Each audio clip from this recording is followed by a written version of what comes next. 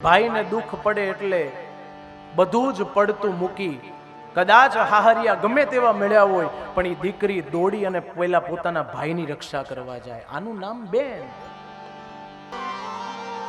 દીકરીઓનો પ્રેમ એવો હોય છે ભાઈ પ્રત્યેનો, બહેનોનો.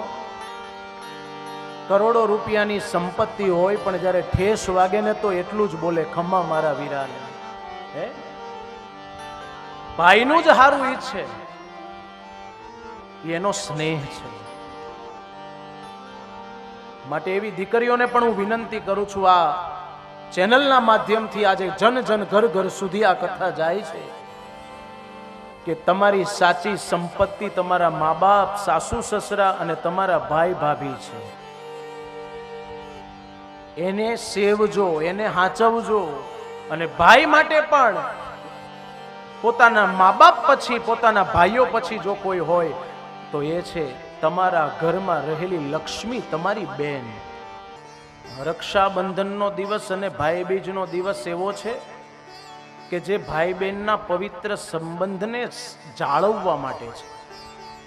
એની મર્યાદા સચવાય, એનું મહત્વ જળવાય એના માટે છે. પણ આજે એક નાની એવી વાત માટે, સંપત્તિ માટે ભાઈ બહેનના ઝઘડામાં બેવ પરિવારોના નુકસાન થાય છે. એના કારણો તો બહુ સામાન્ય હોય છે. બેનનું બોલેલું ભાઈને ન ગમે, ભાઈનું બોલેલું બેનને ન ગમે. મોટો ભાઈ હોય અને બેનને કંઈક શિખામણ આપે તો એને લેવી, કેમ કે ભાઈ છે ને એ બાપ સમાન છે. આ બધી મર્યાદાઓ છે. આ મર્યાદામાં રહીને જીવવું. અને મારે આ સમાજને એ પણ કહેવું છે કે દીકરીને આપવાથી ક્યારેય ઘટતું નથી. ભગવાન એમાં હો ગણું કરીને પાછું આપે છે. દીકરીને આપો એમાં કંઈ ઘટે નહીં, એ વધે છે.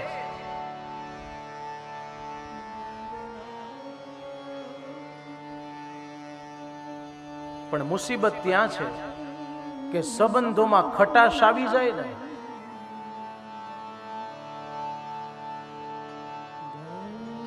ત્યારે એક ઓસરીમાં રહેતા હોય પણ ઈ ઓસરીમાં દિવાલો ચણાઈ જાય. સાહેબ,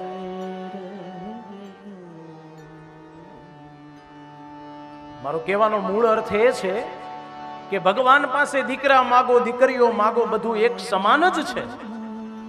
દીકરા કે દીકરીમાં ભેદ નથી. દીકરી જેટલો અધિકાર દીકરાનો છે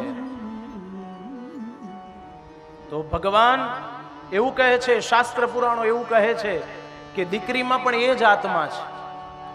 પુરલિંગ સ્ત્રીલિંગના ભલે ભેદો હોય પણ પરિવાર માટે તો એક જ હોય. પણ આજે આ કથાના માધ્યમથી મારે એટલું જરૂર કહેવું છે કે ક્યાંક ક્યાંક એવું પણ જોયું છે કે પિતાની સંપત્તિ માટે દીકરીઓ કોર્ટે અદાલતે જતી હોય છે, ભાગ પડાવવા માટે. એવાય દાખલા જોયા છે. પણ મારે એટલું કહેવું, જરૂર કહેવાનું મન થાય કે પોતાના ભાઈથી વિશેષ બેન માટે કોઈ સંપત્તિ હોવી ન જોઈએ, અને ભાઈ માટે પોતાની બેનથી વિશેષ કોઈ સંપત્તિ ન હોય.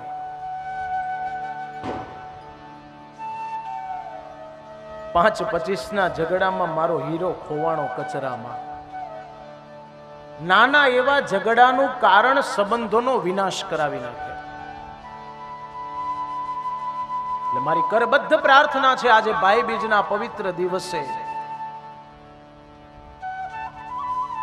કે ભાઈ શિખામણ આપે તો બેને જરૂર લેવી, અને બેન ક્યાંક જો સત્ય બતાવતી હોય એને સ્વીકારવું. બધાને ન્યાય આપવો આ પુત્રનો ધર્મ છે.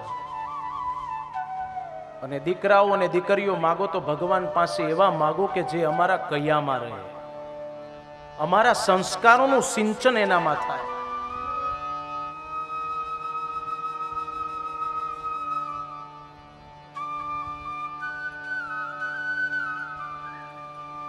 આજે છે ને દીકરીઓમાં અમુક અંશે મેં આ વસ્તુ જોઈ છે, આ સત્ય કહું છું હો,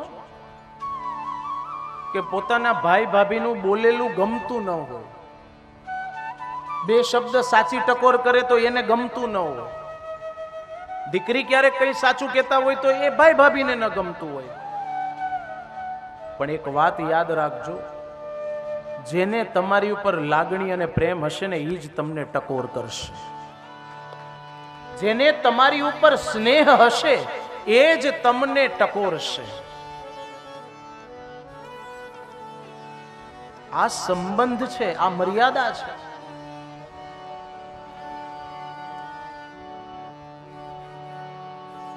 ભાઈ બીજનો તહેવાર ખાલી બેનના ઘરે જમવા જાવું અને 5, 25, 500, 1000, 5000 આપી દેવા એટલાથી પતિ નથી જતું. ત્યાં એવા વચનો અપાયા છે કે બેન, તારા કુળમાં તારા બાળકો સુધી પણ ક્યાંય પણ તને તકલીફ પડશે તો હું તારા ભાઈ તરીકે, તારા બાપ ઠેકાણે હું બેઠો છું તારી રક્ષા કરવા. એ વચનો છે. બસ આ મર્યાદા સમજાઈ જાય ને એટલે જીવન જીવતા આવડી જાય. હે, એનું નામ ભાઈ, એનું નામ જ બેન. કે ભાઈને દુઃખ પડે એટલે બધું જ પડતું મૂકી, કદાચ હાહરિયા ગમે તેવા મળ્યા હોય પણ એ દીકરી દોડી અને પહેલા પોતાના ભાઈની રક્ષા કરવા જાય. આનું નામ બેન. હે જીખમ્મા બેનીને જાવો વારણે રે,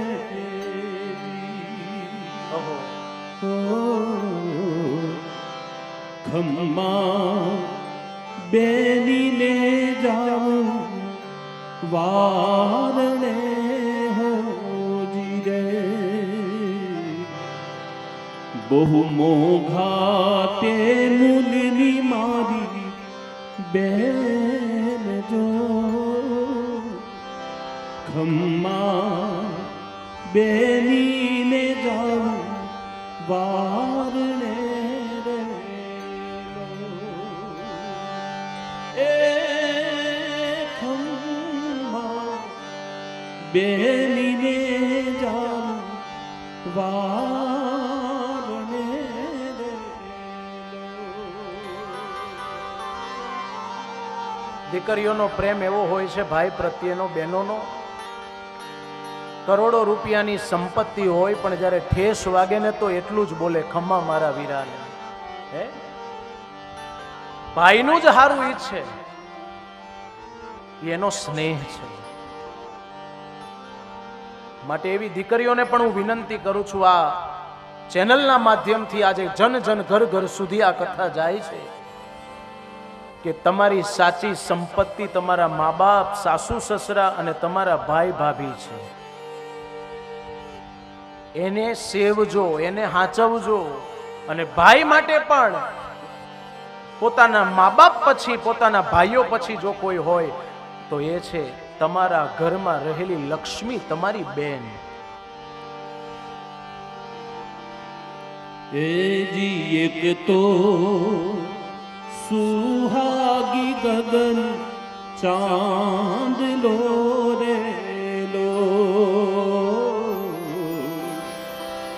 એક તો સુહાગી ગગન ચાંદ લો રે લો, બીજો સુહાગી મારો વીર જો, એવા ખમ્મા વીરાને જાવો વારણે રે લો, ખમ્મા બેનીને જાવો વારણે રે.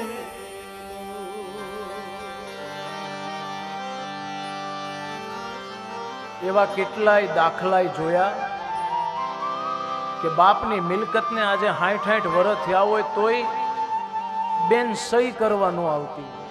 એક સહી હાટું બે પેઢી નીકળી જાય. પણ હું એમ કહું, સંબંધોમાં જ્યારે સંપત્તિ આવશે ત્યારે સંબંધોનો નાશ થશે. સંબંધો વચ્ચે ક્યારેય પૈસો ના આવવો જોઈએ. સંબંધો એની મર્યાદામાં શોધો. એકબીજાના પ્રેમના તાતણે સંબંધો જોડાય છે. અને માના જેણ્યા એ લોહીના સંબંધો કેમ મટી શકે સાહેબ? માટે ભાઈઓએ ત્યાગી અને બેનને રાજી કરવી, અને બહેનોએ પણ એટલી આશા ન રાખવી કે પોતાના ભાભીનો કે પોતાના પરિવારનો અધિકાર છીનવાય. આ હું ટકોર કરું છું, આ સત્ય સનાતન છે. એની મર્યાદામાં આશા રાખવી, એના ભાઈથી વિશેષ કંઈ હોવું ના જોઈએ. આ જ સાચો સંબંધ છે. એ જ આભમાં ચમકે છે રૂડી વીજળી રે લો. જુઓ આભમાં ચમકે છે રૂડી વીજળી રે લો. એવી તે ચમકે મારી બેન જો ખમ્મા બેની ના લઉં હું વારણા રે લો. એ ખમ્મા ખમ્મા બેની ના લઉં વારણા રે લો. માટે આ સંબંધની ચર્ચા નીકળી. આજનો ભાઈબીજનો જ્યારે આ પવિત્ર તહેવાર હોય, આજનો દિવસ, બાપ દીકરી ઉપર તો બધું બહુ લખાયું છે, બોલાયું છે. પિતા પુત્ર ઉપર એ ઘણી ચર્ચાઓ થઈ, પણ ભાઈ બહેનનો સંબંધ છે ને એ પવિત્રતાની નિશાની છે. ત્યાં ધર્મ છે. ભાઈ ધર્મ કરવો હોય તો ત્યાં કરી શકે છે. એને અનેક ગણું પુણ્ય મળે છે. માટે દીકરા દીકરીઓ માગો તો ભગવાન પાસે એવા માગજો કે સારા સંસ્કારોનું સિંચન થાય. અને એ પાછું આપણામાં હોય તો આપણા બાળકોમાં આવે. આપણે આપણી બેનને હડે હડે કરતા હોય ને આપણા દીકરાને એમ કહે તારી બેનને તું હાચવજે, એ વાતમાં માલ શું? હે, એ વાતમાં મજા શું છે? જેવી હું ઈચ્છા રાખું છું તો એ પેલા મારે વર્તવું પડે તો હું બીજાને કહી શકું કે આમ જીવાય. આ જરૂરી છે. તેજી પ્રભુની કૃપાથી મળી માવડી રે લો. રૂડી પ્રભુની કૃપાથી મળી માવડી રે લો. અને ઈ માવડીએ દીધી મને એક બેન જો ખમ્મા બેની ના લવું વારણા રે લો. એ ખમ્મા ખમ્મા બેની ના લવું વારણા રે લો. માટે ભાઈએ બહેનનું જતન કરવું, બહેને પોતાના ભાઈના પરિવારનું અને ભાઈનું જતન કરવું. અહીંયા આ કથાઓથી આ જ શીખવાનું છે. મહાત્મ્યમાં એ જ કથા બતાવી કે આત્મદેવ બ્રાહ્મણ ને બધું જતું પણ પુત્રો નહોતા, એનાથી દુખી હતા. સંતાન નથી.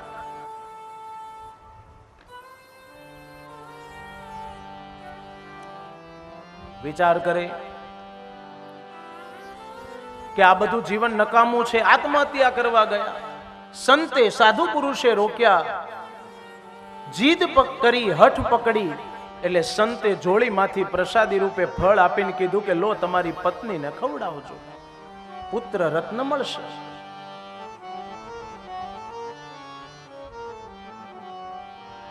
અને એવા સમયે ફળ લઈને આવ્યા, ધુંધુલીને આપ્યું કે લો આ ફળ ગ્રહણ કરો, આપણે ત્યાં પુત્ર રત્ન પ્રાપ્ત થશે. આત્મદેવ પોતાના કાર્યમાં લાગ્યા. ધુંધુલીએ બેનને બોલાવી આ સઘળી વાત કરી, એટલે બેને શિખામણ આપી કે આ ફળ તું ન ખાઈશ. ધુંધુલી કહે કે હું પ્રસૂતિની વેદના વેઠી નહીં શકું, આ ફળ આંગણામાં ઉભેલી તું ગાયને ખવડાવી દે. અને એ સમયે ધુંધુલીએ એક વ્યાપારીકરણ કર્યું કે મારે ત્યાં પુત્ર આવે એમ છે તો એ હું તને આપી જઈશ ને એના બદલામાં તું મને સંપત્તિ આપજે. બેને આવી સલાહ આપી. ધુંધુલી માની ફળ આંગણામાં ઉભેલી ગાયને ગ્રહણ કરાવ્યું. સમય ગયો. ધુંધુલી વ્યંગ રચવા લાગી કે પોતે ગર્ભવતી છે. પોતાની બેનને ત્યાં પુત્રનો જન્મ થયો, કોઈને ખબર ન પડે રીતે પુત્ર આપી ગઈ. અહીંયા સવારે બહાર પાડ્યું કે પુત્રની પ્રાપ્તિ થઈ. આત્મદેવે ખૂબ રાજીપો વ્યક્ત કર્યો, દાન પુણ્ય સત્કર્મ કર્યા.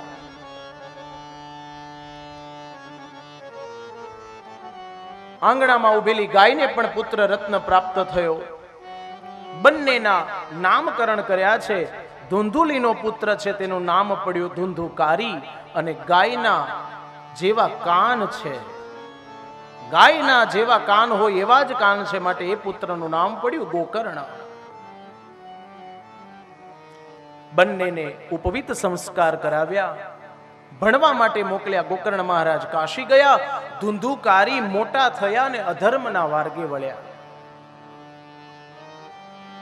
ઘરમાં ચોરી કરવા લાગ્યા. પરાણે મેળવેલું ફળ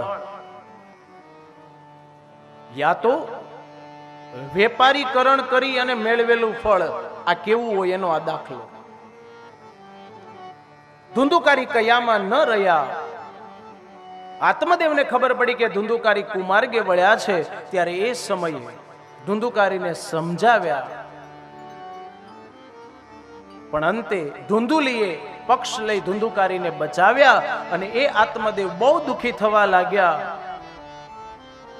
અને એ સમયે ગોકર્ણ મહારાજ વિદ્યાભ્યાસ કરી અને કાશીથી પાછા આવેલા ગોકર્ણના શરણે ગયા. આત્મદેવ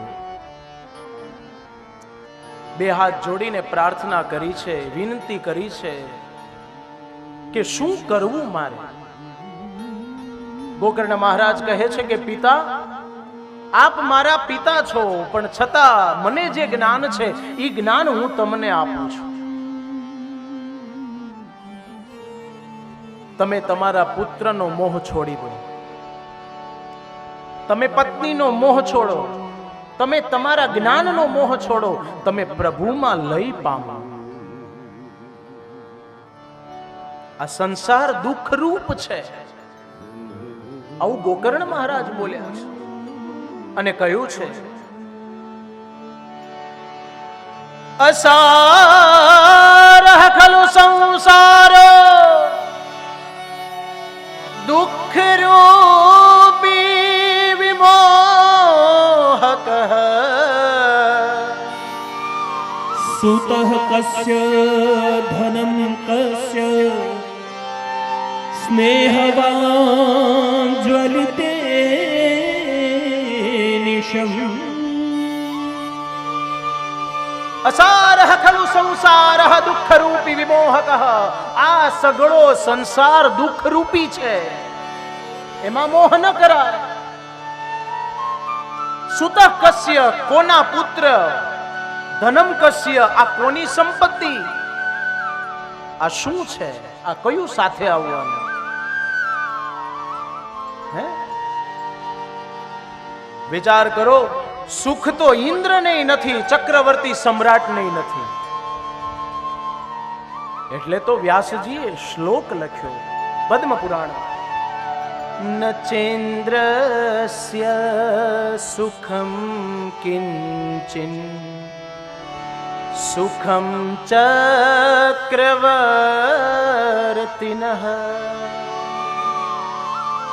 સુખમસ્તિ વિરક્તસ્ય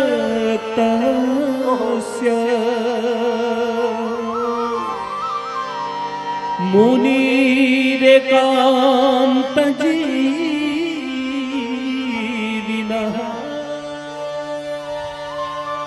સુખ કોને છે? સુખમસ્તિ વિરક્તસ્ય.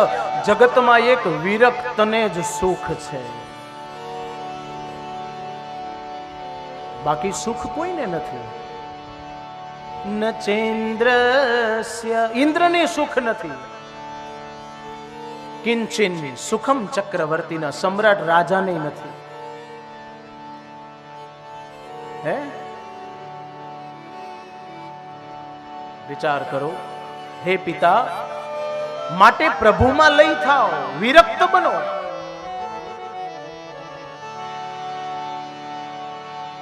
કહે છે ગોકર્ણ મહારાજ સમજાવે છે કે આ શરીર હાડ માંસથી બનેલું છે.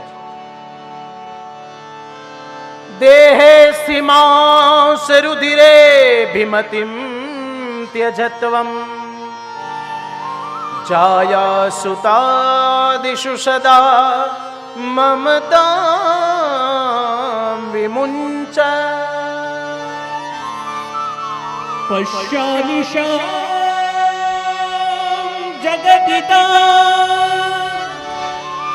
ક્ષણભંગનિષ્ઠ્યમ